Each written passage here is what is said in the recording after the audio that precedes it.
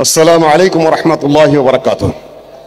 الحمد لله رب العالمين والصلاة والسلام على أشرف الأنبياء والمرسلين وعلى آله وصحبه أجمعين أما بعد.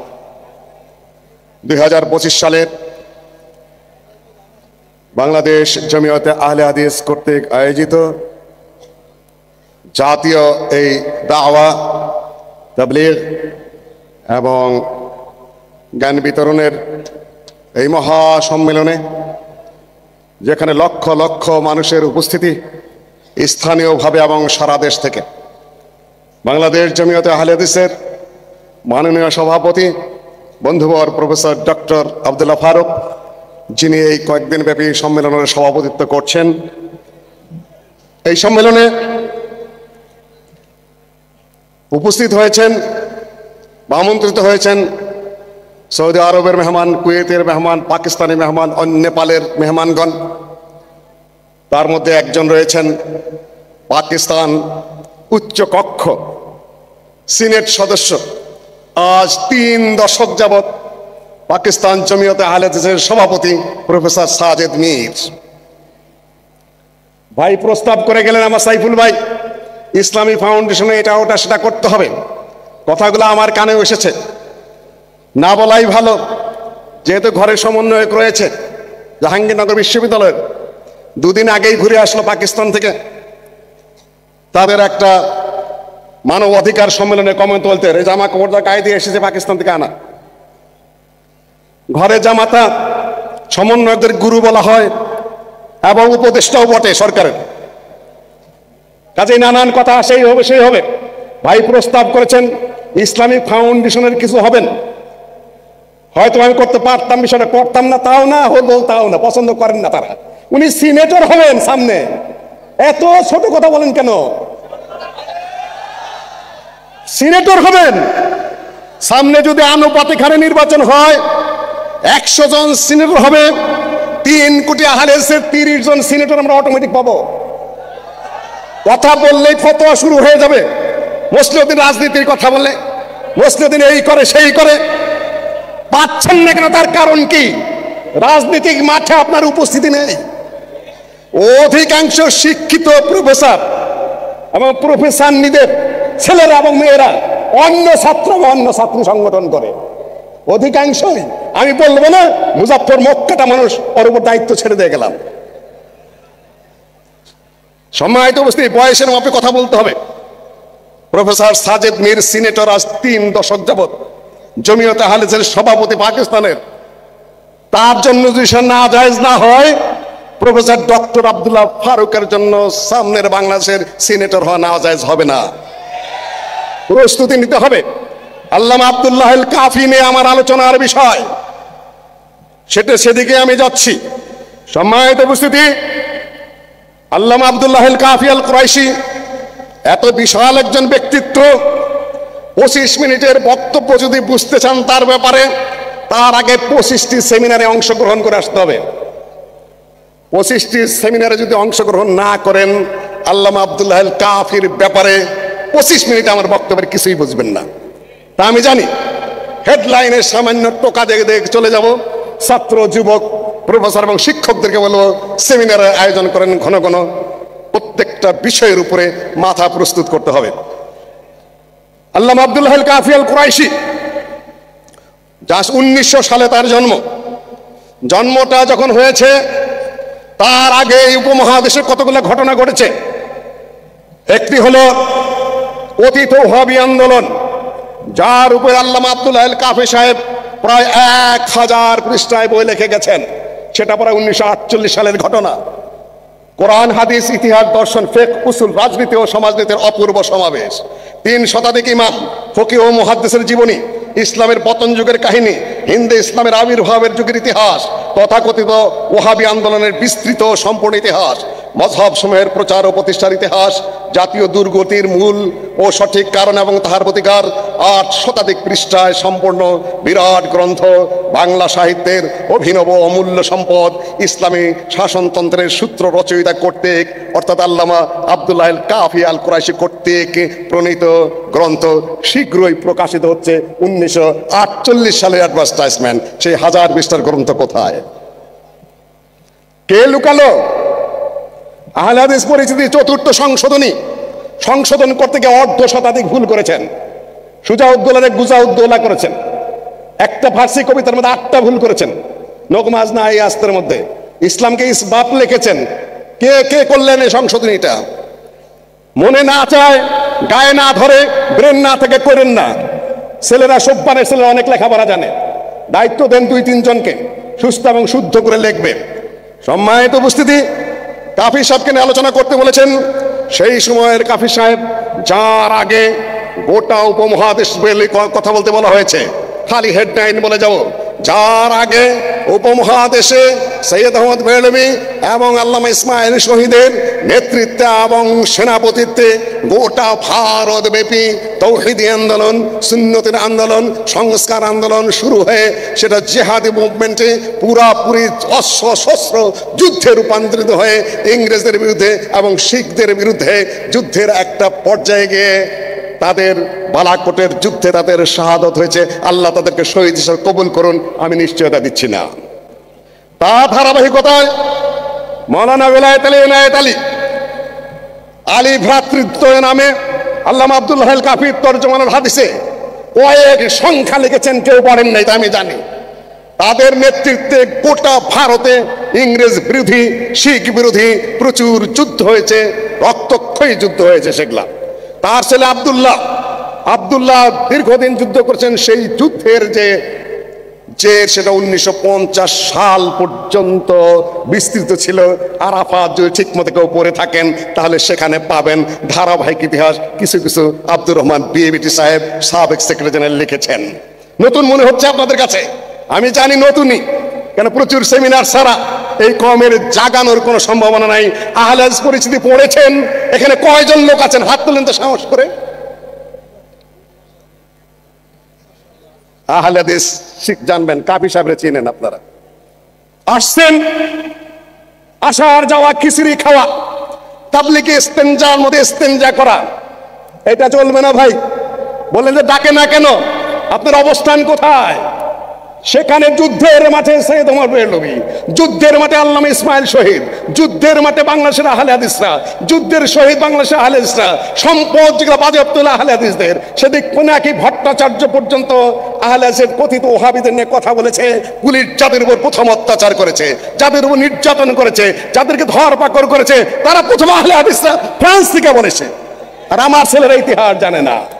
ধন্যবাদ দেব পিনাকি ভট্টাচার্যকে।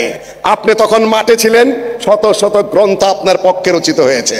আপনি সেদিন মাঠে ছিলেন, আপনাকে নিয়ে ইতিহাস থিসিস রচিত হয়েছে। আপনি সেদিন মাঠে ছিলেন, আপনাকে ছাড়া কেউ কথা বলতে পারেনি, আপনিই প্রথম। আর একটু পরেরটা আমি আগে বলে দিয়ে যাই। 1900 সাল থেকে নিয়ে 1960 সাল পর্যন্ত, এই পর্যন্ত যদি একজন চিন্তাবিদের নাম আসতো, তিনি মাওলানা আকরাম একা। একজন চিন্তাবিদের নাম আসলে আল্লামা আব্দুল্লাহ আল কাফি একা। একজন চিন্তাবিদের নাম আসলে আল্লামা আব্দুল্লাহ আল কাফির বড় ভাই আল্লামা আব্দুল্লাহ আল বাকি। 3 জন ব্যক্তি ছাড়া কোনো আলেমের নাম ছিল না। কেন?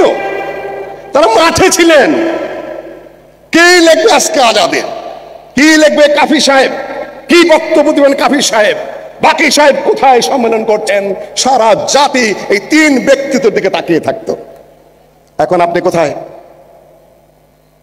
আমি কোথায়? কাকে নিয়ে কি করছেন? সম্মানিত উপস্থিতি, সেই যুগটা পাড়ি দিয়ে ওহাবি ধর পাকর মায়ের ধর দেশান্তরিত হওয়ার পরে 1900 সাল পৌঁছে গেল। সেই সময় আল্লামা আব্দুল্লাহ আল কাফি সাহেবের জন্ম। প্রক্রিয়া ধারাবাহিকতা নিয়ে আসতে হবে আপনাকে। আমাদের একটা বিশাল সম্পদ আছে, আমি পরে ভুলে যাব। মদিনা থেকে, জামিয়াতুল ইমাম থেকে পাশ করা ছাত্র যারা আছে, উম্মুল কোরা থেকে পাশ করা যারা আছে, সৌদি আরবের আরো বিভিন্ন ইউনিভার্সিটি পাশ করা ছাত্র যারা আছে, তারা আমাদের জাতীয় সম্পদ। যে দেশকে আল্লাহ ইসলামিক রাষ্ট্রে রূপান্তরিত করতে চান, সেই দেশে ওই মাপের আলেম পাঠান। আমার মনে হয় প্ল্যাটফর্ম রচিত হচ্ছে। সব ডামাডোল শেষ হয়ে যাবে, টিকে থাকবে আহলে হাদিস। আমার মনের মধ্যে আশা মারাত্মক ভাবে রয়েছে, কঠিন ভাবে রয়েছে, দৃঢ় ভাবে রয়েছে। পরিবর্তন সূচিত করবে আমাদের সব্বানেরা, আমাদের আহলে ছাত্র সমাজের ছেলেরা, আমাদের তরুণরা, যুবকেরা, এবং তারা বোঝার চেষ্টা করছে, এগিয়ে যাচ্ছে আলহামদুলিল্লাহ। পরের কথাটা আমি আগে বলে গেলাম। আল্লামা আব্দুল্লাহ আল কাফি আল কুরাইশি রাহিমাহুল্লাহ পূর্বপুরুষ কিন্তু সেনাপতি, এই বাংলার যুদ্ধে সেনাপতিত্ব করতে এসেছিলেন। বাড়ি কিন্তু চিটাগাং রাউজান, পূর্বপুরুষের সেনাপতিরা যুদ্ধ করতে করতে চিটাগাং পর্যন্ত গেছেন ইসলাম খার যুগে।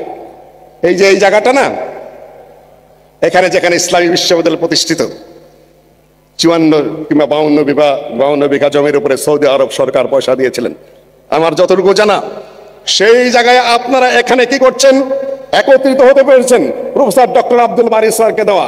সেখানে ছোট একটু প্রতিষ্ঠান হয়েছে, এখনো পর্যন্ত পূর্ণাঙ্গ ইসলামী বিশ্ববিদ্যালয়ে রূপান্তরিত হতে পারেনি। তবে ধন্যবাদ দেব, অ্যাফিলিয়েশন এসেছে। এখন আপনাদের দায়িত্ব, কে কয়টা বিল্ডিং করে দেবেন, আপনাদের দায়িত্ব পূর্ণাঙ্গ পিওর ইসলামিস্টদের হাতে এই ইউনিভার্সিটির দায়িত্ব প্রত্যার্পণ করা। এখন আপনাদের দায়িত্ব প্রতিটা আহলে হাদিসের মাদ্রাসা যেন এই ইউনিভার্সিটির সাথে সংযুক্ত থাকে এবং তাদেরকে ইউনিভার্সিটি সার্টিফিকেট দেবে, যাতে তাদের সার্টিফিকেট দুর্বল না হয়। আমি একটু ইশারা দিয়ে গেলাম, দৃঢ়তার মধ্যে থাকলে, সবল মানসিকতা থাকলে সবই সম্ভব ইনশাআল্লাহ, আল্লাহ সম্ভব করে দিবেন। ওই যে মুহূর্তটা একটা রাজনৈতিক গ্যাপ পড়েছে, ওদিকে ইংরেজরা চলে যেতে চায়, ওদিকে কথিত ওহাবি আন্দোলন শেষ একটা পর্যায়ে চলে গেছে। 1906 সালে মুসলিম লীগ প্রতিষ্ঠিত হয়েছে, সেখানে মৌলানা আকরম খান সরাসরি যোগ দিয়েছেন, আল্লামা আব্দুল্লাহ আল কাফি পরে যোগ দিয়েছেন। তারপরে আপনার খেলাফত আন্দোলন, মৌলানা আকরম খান প্রত্যেকটাই যোগ দিয়েছেন, মুসলিম লীগে যোগ দিয়েছেন, মৌলানা আকরম খান খেলাফত আন্দোলনে যোগ দিয়েছেন, কৃষক প্রজা পার্টিতে যোগ দিয়েছেন। আল্লামা আব্দুল্লাহ আল বাকি কাফি সাহেবের বড় ভাই, তিনি সভাপতি, ডাইরেক্ট সভাপতি কৃষক প্রজা পার্টির। তারপরে আপনার মুসলিম লীগের যে সকল 1941 সাল থেকে 1949 সাল পর্যন্ত মুসলিম লীগের সভাপতি মৌলানা আকরম খান। এটা এই জন্য বললাম যে যুগের প্রেক্ষাপটে মনীষীদের জন্ম হয়েছে। আল্লামা আব্দুল্লাহ আল কাফি শুধু একদিকে কাজ করেননি, আকীদার দিকে লিখেছেন, ওই এক কাজ করেছেন, আমলের দিকে লিখেছেন, ফতোয়া লিখেছেন, ইতিহাস লিখেছেন, তারপর সমাজনীতির উপর কাজ করেছেন। কোন দিকে তার লেখনী নাই? প্রত্যেকটা বিষয়ের উপরে 2টি 3টি করে পিএইচডি ডিগ্রি হতে পারে। আপনারা ধীরে স্থিরভাবে শুনে নিন, একটা বই আপনারা পড়েন নাই, কাজে এই মুহূর্তে আমি হতাশ। মানে ইসলামিক ফাউন্ডেশনের একটা কর্মচারী হওয়ার মধ্যে ওই পর্যন্ত আমাদের ব্রেন উঠেছে, রাষ্ট্রের উচ্চ স্তরে পৌঁছার মতো ব্রেন আমাদের এখনো হয়নি, কারণ আমাদের ছেলেরা মেয়েরা অন্য পার্টি করে। ফ্রি আনতে হবে সব। আজকে বই লিখেছেন নাকি আল্লামা আব্দুল্লাহ আল কাফি, জামাত ইসলামী আর আহলে হাদিসের মধ্যে পার্থক্য কি?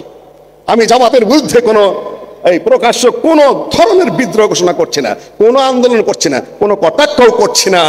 আজকে যখন রাজনীতির সামান্য গন্ধ পায় আমাকে ফোন করে বলে যে ভাই আপনি যদি আবার রাজনৈতিক দল দাঁড় করান তাহলে আমাদের কি হবে, ফিল তো একই। আমি বলে অত দুশ্চিন্তার দরকার নাই, তোমাদের প্রয়োজন এবং সময় বলে দিবে আমরা কি সিদ্ধান্ত নিব। আপনি এখনই মাথা নত করে বসে আছেন ডামাডোল দেখেই, নো নেভার। আপনি আপনার অবস্থায় ঠিক থাকেন, আপনার কাছে আসতে হবে। মাথাটা ঠিক রাখেন, ধীর স্থির থাকেন, শক্তিশালী অবস্থানে থাকেন, আল্লামা আব্দুল্লাহ আল কাফির মতো, আকরম খাওয়ার মতো।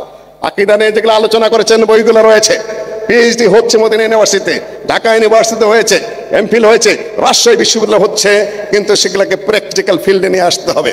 যে সকল বইগুলো আমরা জানি, আহলে হাদিস পরিচিতি বইয়ের নাম জানি আমরা, ইসলামী শাসনতন্ত্রের মূল সূত্র এটার আমরা নাম জানি, পাকিস্তানের ইসলামী শাসন সংবিধান এই বইয়ের নাম জানি আমরা, তারপরে ফিরকাবন্দি বনাম অনুসরণীয় ইমামগণের রীতি এই বইয়ের নাম আমরা জানি, কালেমা তাইয়্যিবা এই বইয়ের নাম আমরা জানি। নির্দিষ্ট পুরুষের স্ত্রীর কি হবে কত বছর আগে লিখেছেন জানেন?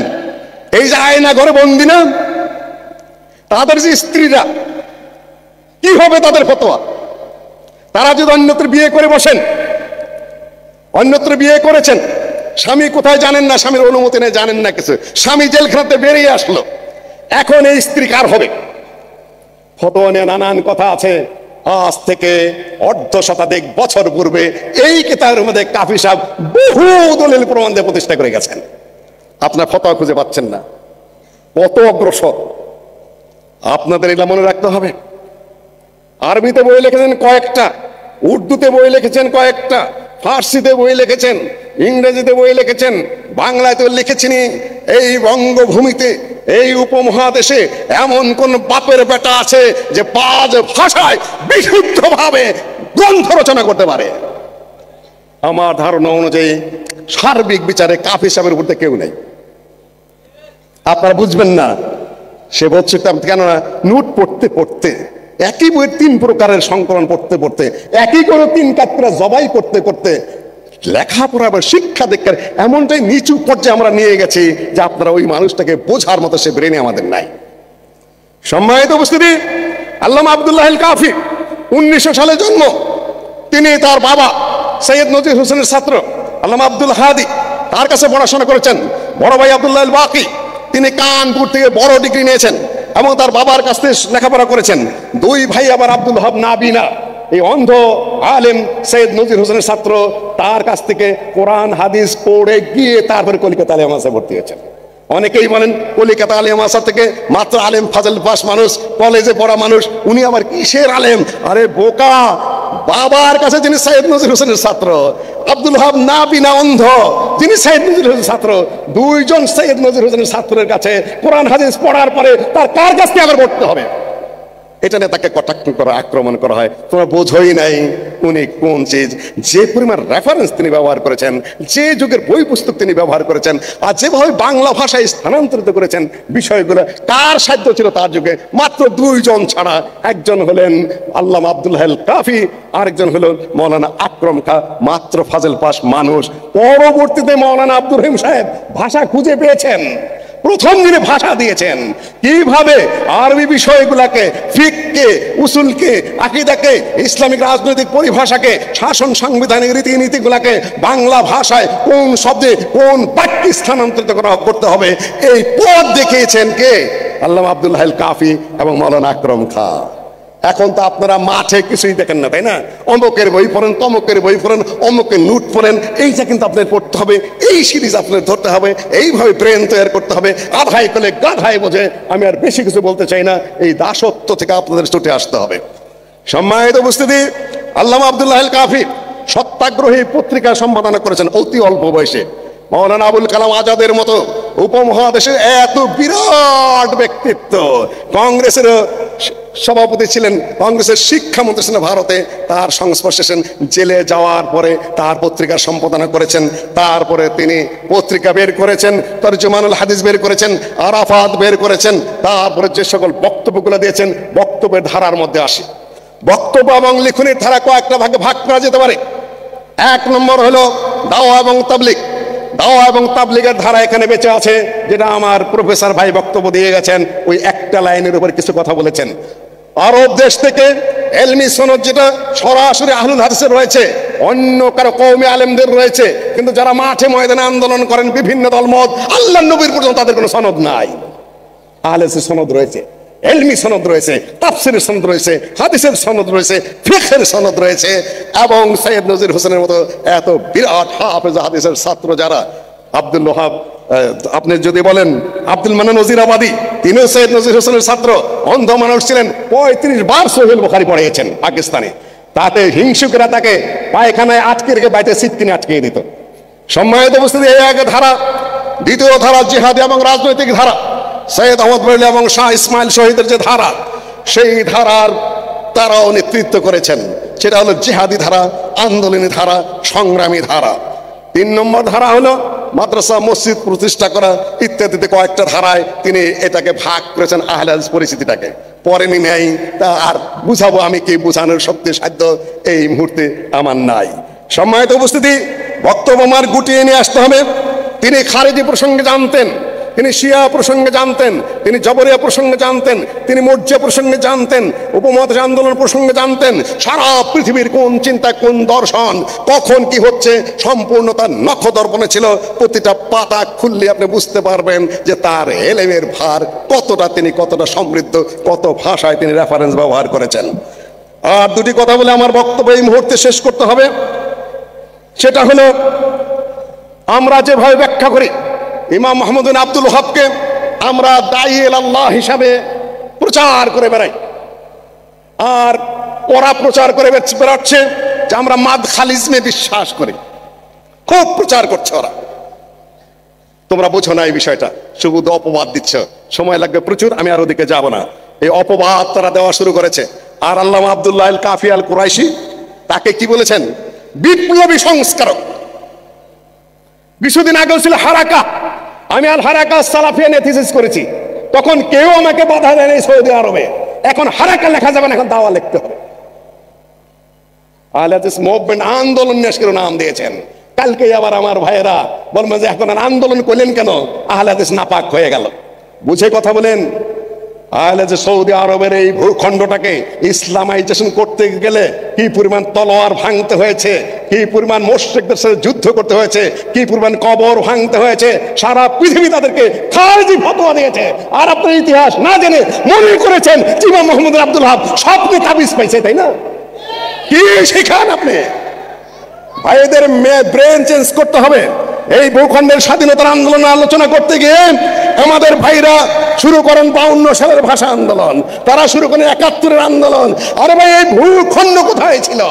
ইংরেজদের কাছ থেকে এই ভূখণ্ড কেড়ে নিয়ে আসতে হয়েছে।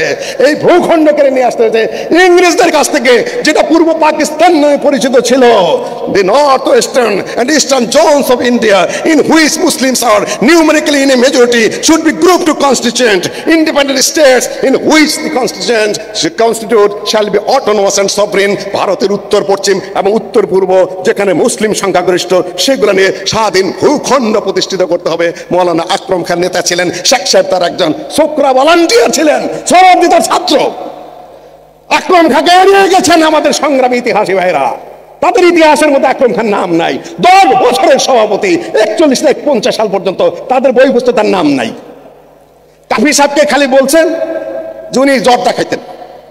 আরে পাপির পাপি, জ্ঞান পাপি কাফি সাহেবের খালি কবে একবার জর্দা খাইছে তুমি তোমার ইতিহাসের মধ্যে ওইটুকুই খুঁজে পেলে?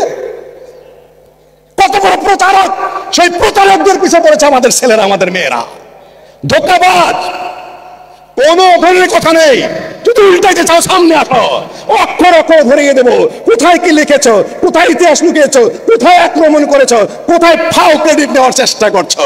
এগুলা চলবে না, টিকবে না। অতীত সামনে টিকবে না, সভ্যান দাঁড়িয়ে যাচ্ছে লেখাপড়া করে।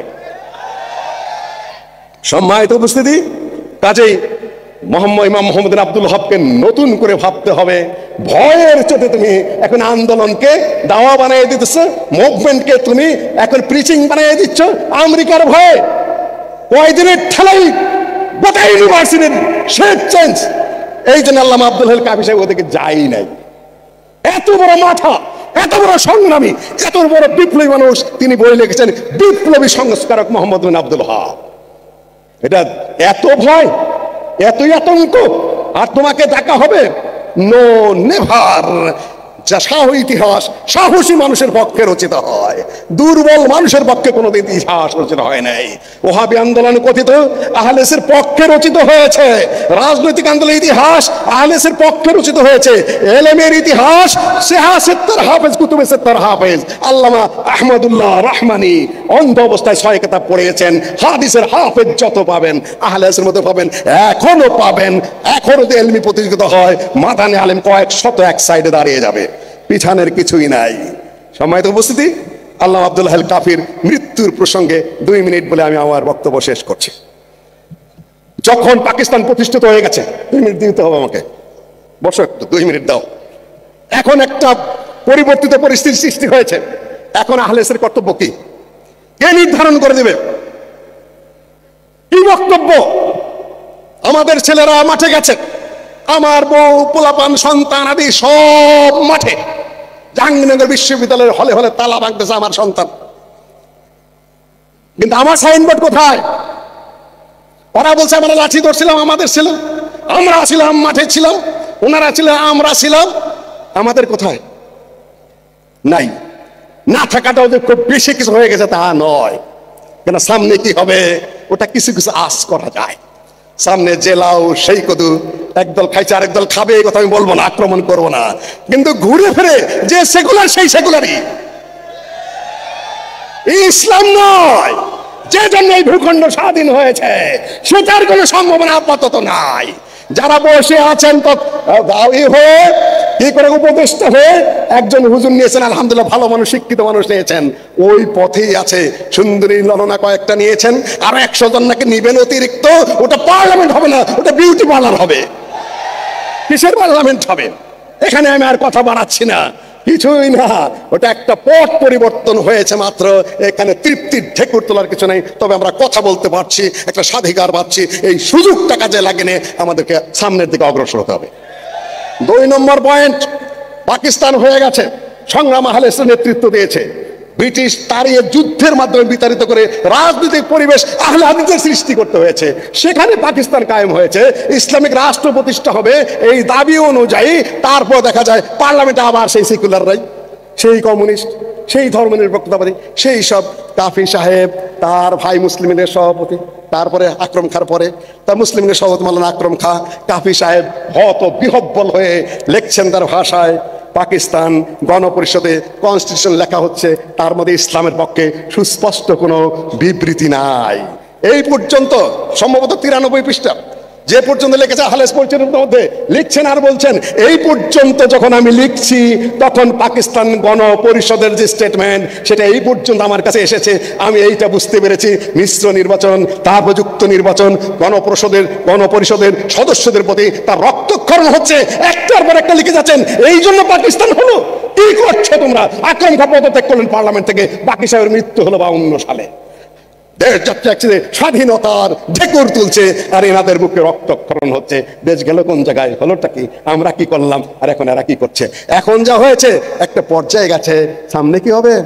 আমাদের বক্তব্য দেওয়ার মধ্যে সেই চিন্তাবিদ নেই, সেই শিক্ষিত লোক নেই, সেই সাহসী লোক নেই। এইটা 60 থেকে আরো ভুল করছেন 50টা 100 শতাধিক, তো কি সারবে আমরা? আমাদের সেই পর্যায়ের লোক নেতৃত্ব নেই। তবে আসবে, আমি সেটা আশাবাদী। শেষ করছি আমার বক্তব্য দিয়ে। 47 থেকে নিয়ে 57 সাল পর্যন্ত 9 জন প্রধানমন্ত্রী হয়েছে পূর্ব পাকিস্তানে। কিসের ইসলামী শাসন কায়েম করবে? সেদিকে যাই না তারা। 1900 আইয়ুব খান একটা পলিসি আটলো যে কিছু প্রশ্ন দিয়ে হুজুরদেরকে আটকাবো, যাতে ইসলামী রাষ্ট্র এগুলো না করে। ব্যাংকের কি হবে, পররাষ্ট্রনীতির কি হবে, যুদ্ধনীতির কি হবে, সংখ্যালঘুদের কি হবে, হুজুরদেরকে তুমি আটকাইয়া তাদের মুখ যেন বন্ধ হয়ে যায়। রাগেব হাসান সাহেব উর্দু ভাষাভাষী মানুষ, লাহোরে এতেসাম পত্রিকা দিনে আর্টিকেল লিখলেন, মে মাসের শেষের দিকে দাবিটা জানালো 48টা প্রশ্ন, 40টা প্রশ্ন। সারা বাংলায় এমন কোন লোক নেই, পাকিস্তানে কোনো লোক নেই যেগুলোর উত্তর দিবে। রাগেব হাসান সাহেব দেখা করেন আল্লামা আব্দুল্লাহ আল কাফি সাহেবের কাছে। ওস্তাদ কি করবো এখন? আমি তো কলিজার ব্যথায়, দিল্লির ব্যথায় অস্থির। এই দেখো অপারেশন সাকসেসফুল হয় নাই, একাধিকবার অপারেশন করেছি। এক হাতে বুক টিপতেছেন আর একদিকে কথা বলতেছেন, রাগেব তুমিও লেখো, বলছো যখন আমি অসুস্থ শরীরে আমি লেখার চেষ্টা করছি। এই যে বসলেন 24 ঘন্টা লিখতেছেন। তখন আলাউদ্দিন রোড ছিল বংশালের ওখানে, ওইখানে বসে করে লিখতেছেন।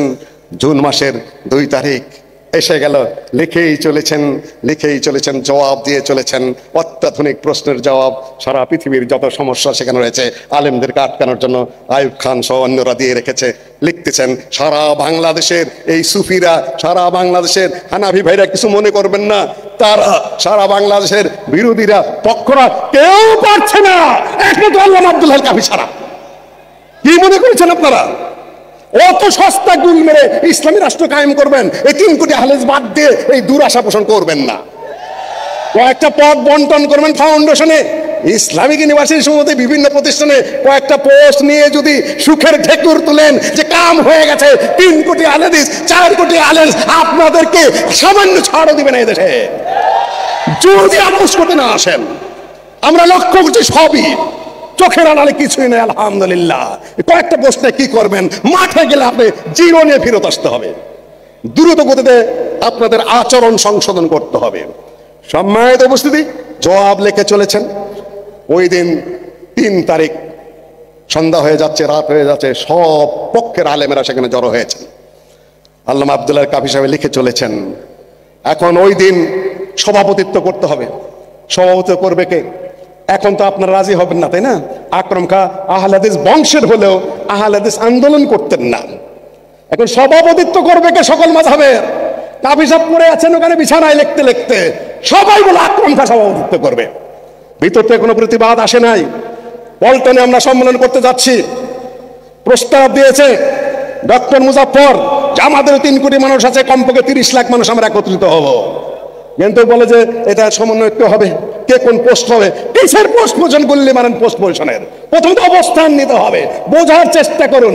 আপনাকে বাইতুল আপনার মনে করছে ফাউন্ডেশনে কে যাবে, সিনেটেও দিতে হবে, ডেকে পোস্ট পজিশন দিতে হবে, আপনার অবস্থানটা পরিষ্কার করতে হবে। ইনশাআল্লাহ আপনারা পল্টনে 30 লাখ মানুষ উপস্থিত হতে পারবেন, 10 লাখ উপস্থিত হতে পারবেন। পল্টনে সভাপতি যদি কাফি করে থাকেন, পল্টনে সভাপতি মৌলানা আকরাম খাঁ করে থাকেন, সেই যুগে আপনার সমস্যা কোন জায়গায়? দিতেই হবে। আমরা প্রথমত এইটা আদায় করে ছাড়বো। এখন সভাপতিত্ব কে করবে? মৌলানা আকরাম খাঁ। সবাই মেনে নিল সেটা। তারপরে দেখা গেল 40টা প্রশ্নের 38টা জবাব লিখে চলেছেন উনি, এক হাতে বুক ডলছেন আর এক হাতে লিখে চলেছেন। 38টা প্রশ্নের জবাব মাত্র 1.5 থেকে 2 সপ্তাহের মধ্যে লিখে শেষ করলেন। আলেমেরা সবাই বসে আছে, ফজরের আজান হলো। ওই সময় আল্লামা আব্দুল্লাহ আল কাফি সাহেব সামনে খাতা, এক হাতে কলম আর এক হাতে বুক চেপে ধরে ওই লিখতে লিখতে তিনি ইন্তেকাল করলেন। আল্লাহ তাকে জান্নাত নসিব করুন। শুধু এইটুকুই বলি, বহু জায়গায় টাচ করে আপনাদেরকে বিদায় নিচ্ছি। সময় হলে আবার বিস্তারিত কথা হবে। আসসালামু আলাইকুম রহমতুল্লাহ। আমাকে এই মাহফিলে দাওয়াত দেওয়ার জন্য কর্তৃপক্ষকে অসংখ্য ধন্যবাদ। যুবকদের সাথে ছাত্রদের সাথে আমার কথা হবে। আসসালামু আলাইকুম রহমতুল্লাহ।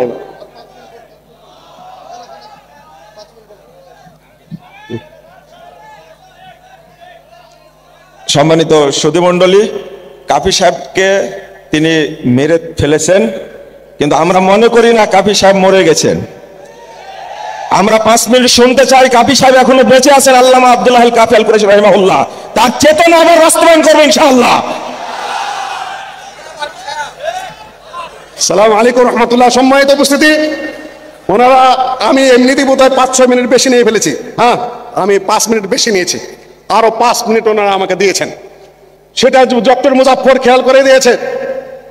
এই দেশ যতদিন স্বাধীন থাকবে বা পরাধীন হবে, এই দেশে যতদিন ইসলামিক আন্দোলন থাকবে বা থাকবে না, এই দেশে যতদিন মুসলিমরা বেঁচে থাকবে বা থাকবে না, আল্লামা আব্দুল্লাহ আল কাফি সাহেব ততদিন তার এলেমে, তার চিন্তা চেতনায়, তার লেখনীতে, তার শিক্ষাগত যোগ্যতায় সব দিক থেকে তিনি বেঁচে থাকবেন। আমি মেরে ফেলেছি বলেছে, আমি এখন সমাপ্তিতে চলে গিয়েছিলাম, মৃত্যুর সন ঘোষণা করেছি। আল্লাহ তার রূহ নিয়ে গেছেন, কিন্তু আমি তাকে জাগানোর জন্যই বক্তব্য দিচ্ছি। যতদিন তাকে চিনতে পারবেন ততদিন এ দেশ আপনাকে চিনবে। কাফি নাই, এ দেশে আপনারা আপাতত নেই। कौम मजहब से है, मजहब जो नहीं तुम भी नहीं, जज्बे बाहम नहीं तो महफिल अंजुम भी नहीं। যদি এই আহলে হাদিসের কথা বলেন, তিনি আহলে হাদিসকে মাযহাব বলেন নাই, তিনি আহলে হাদিসকে রাজনৈতিক দল বলেন নাই, তিনি বলেছেন আহলে হাদিসরা সকলের সাথে মিলে কাজ করবে।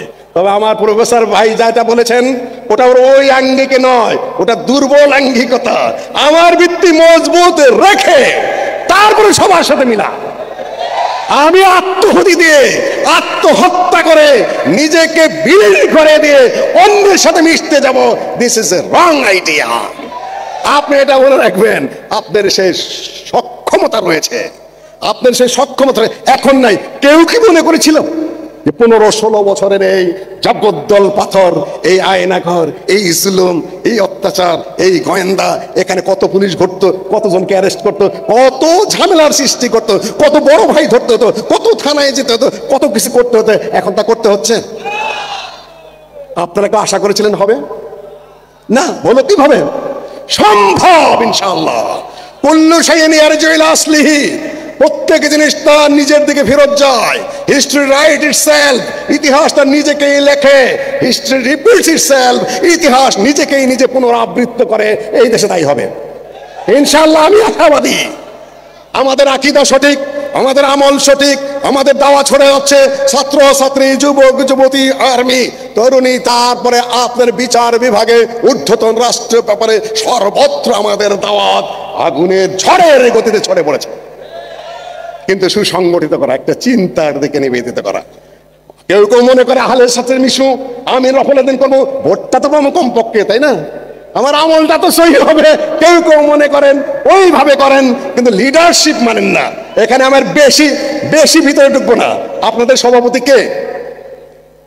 Professor doctor. তিনি যদি নাক বোসাও হন, তিনি যদি ছোটখাটো মানুষ হন, নাক কোকড়ানো হয়, পোশাক পরিচ্ছদ ভালো না হয়, এই দেশের আহলে হাদিসের যারা এমপি, যারা ব্যবসায়ী, যারা ঊর্ধ্বতন কর্তৃপক্ষ, তার নির্দেশ মানতে হবে কিনা? যদি না মাইনা করে, আব্দুল্লাহ উঠো আর বসো, এটা অর্গানাইজেশন নয়, এই তাহলে চলা যাবে না। এখানেও চ্যালেঞ্জ আছে। কাফি সাহেব কাউরে তোয়াক্ক করে নেতৃত্ব দেননি। আমি এই মুহূর্তে বলবো না, তারা সহযোগিতা করছেন, তারা পাশে আছেন, তারা সব করছেন আলহামদুলিল্লাহ, কিন্তু নেতৃত্ব কার? ডক্টর আব্দুল্লাহ ফারুক। এটা আব্দুল্লাহ ফারুককেও চিন্তা করতে হবে। আই এম দি লিডার, আল্লাহ হস্তে আমি লিডার। কাফি সাহেব লিডার ছিলেন, কাফি সাহেব লিখেছেন, কাফি সাহেব নেতা ছিলেন, সেই চেয়ারে আপনি রয়েছেন। সেক্রেটারি জেনারেলকে সেক্রেটারি জেনারেলই হতে হবে আল্লাহ আব্দুল্লাহ এর মতো, আব্দুর রহমান বিএবিটির মতো। লিখে যেতে হবে সাহসিকতার সাথে, রেকর্ড করতে হবে সাহসিকতার সাথে, বক্তব্য উপস্থাপন করতে হবে সাহসিকতার সাথে। এই নেতৃত্বের যথাযথ আকৃতিটাকে পুনরুদ্ধার করার চেষ্টা করতে হবে। এটা একটা বিরাট চ্যালেঞ্জ। কাফি সাহেবের পথ ধরে এগাতে হবে, তার নির্দেশ সুর আনিয়ে যে কাজ করবেন সেটা যেন কার্যকর হয়। কাফি সাহেবের এটাও পদ্ধতি, সংবিধানে তিনি লিখে গেছেন, যারা আহলে হাদিসের আকীদা, যারা আহলে হাদিসের বিশ্বাস, যারা আহলে হাদিসের রাজনীতি, যারা আহলে হাদিসের সমাজনীতি, যারা আহলে হাদিসের তামাদ্দুন, তারা ইসলামী মূল ভিত্তিতে বিশ্বাস করে না, তাদের মুহাম্মদী আন্দোলনে ঢোকার অধিকার নাই। এই মুহূর্তে আমি ছাঁটাই করতে বলছি না, মানসিকতা প্রস্তুত করেন, চিন্তা চেতনাকে ওইভাবে নিয়ে যেতে হবে। আমার বাড়াইটা নেতার দরকার যেন 20 বছর পরে না হয়। সমন্বয় বড় কঠিন ব্যাপার, দৃঢ়ভাবে আপনাকে চিন্তা করতে হবে। এই সকল বিষয়গুলো আমি আজকে বলতে চাই নাই, সময় বাড়িয়ে দেয় আরো বিপদের সৃষ্টি করেছেন। সম্মানিত উপস্থিতি, গঠনতন্ত্র অনুযায়ী, নিয়মতন্ত্র অনুযায়ী তার যে আন্দোলনের দূরদর্শিতা, তার যে লক্ষ্য, দূরদর্শী লক্ষ্য, যেটা মাঝখানে হারিয়ে গিয়ে এখন একটা সুযোগ সৃষ্টি হয়েছে, এই সুযোগে আমাদের সবকিছুরই সফল করতে হবে। আর একটু বলেই যায়, আধায় গলে গাধায় বোঝে। ইউনিভার্সিটি নিয়ে যে সমস্যা সৃষ্টি হয়ে থাকে, সমাধান আপনারা চান কিনা? সমাধান করতে হবে এই মুহূর্তে। This is the very time to establish this university on the way of Islamic principles, Islamic রীতিনীতির উপরে এই ইউনিভার্সিটিকে আবার পুনরুদ্ধার বলবো না আমি, যেটাকে যে লাইনে চলা দরকার সেই লাইনে চলার মতো ব্যবস্থা আপনারা চান কিনা? হাত তুলেন আগে থেকে পিছন পর্যন্ত। লিল্লাহি তাকবীর, লিল্লাহি তাকবীর, আল কোরআনের আলো, হাদিসের আলো, লিল্লাহি তাকবীর। সময় দিয়েছেন, সুস্পষ্ট কথা বলে যাচ্ছি। কিছু কিছু খবর আমার কাছে সবই আছে। এটা ছিল Islamic university, international Islamic university science and technology হয়ে গেল চোখের পলকে। যারা অক্টোপাসের জমি তাদেরকে জবাব কি?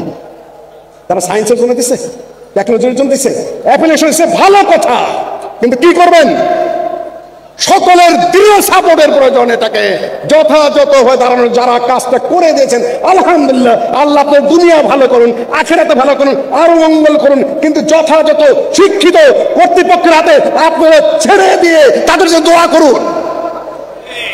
দাঁড়াতে দিন, যেটা যার অবস্থানে দাঁড়িয়ে দেন, আল আজহারের মতো দাঁড়াবে, মোদের ইউনিভার্সিটির মতো দাঁড়াবে, এখানে মেডিকেল সায়েন্স থাকবে, সব কিছু থাকবে। জায়গা পড়ে আছে সেখানে কাফি সাহেবের নামে একটা মাদ্রাসা হয়েছে, মাত্র কাফি সাহেবের ব্রেন, শুধুমাত্র মাদ্রাসা না, কাফি সাহেবের এক ব্রেন যদি বিভাজিত করা হয়, 10, 20, 50টা ইউনিভার্সিটির ব্রেন তার মাথায়। যদি কেউ পড়ে থাকেন, বুঝে থাকেন, একটু আগে ইশারা দিয়েছি, আমাদের ছেলেরাও প্রস্তুত হয়েছে। সম্মানিত উপস্থিতি, এই দেশ সামনে পথ খুঁজে পাচ্ছে না, কি করবে? সেকুলারিজম দিয়ে এই দেশ চলবে না, ন্যাশনালিজম দিয়ে এই দেশ চলবে না, এই দেশ চলবে না, যে জোড়াতালি দিচ্ছেন তা চলবে না। সামনে যদি আর্মি বেস বা আর্মি ব্যাক্ট সামরিক শক্তি দিয়ে কয়েকজন আবার সেকুলার নিয়ে, কয়েকটা নারী নিয়ে, সুন্দরী নারীটারি নিয়ে যদি আবার আরেকটা গঠন করেন, এই দেশ সেখানেও গতি পাবে না। ছাত্র যে রাজনৈতিক দল করে, তাদেরকে আমার ভালো মনে হয়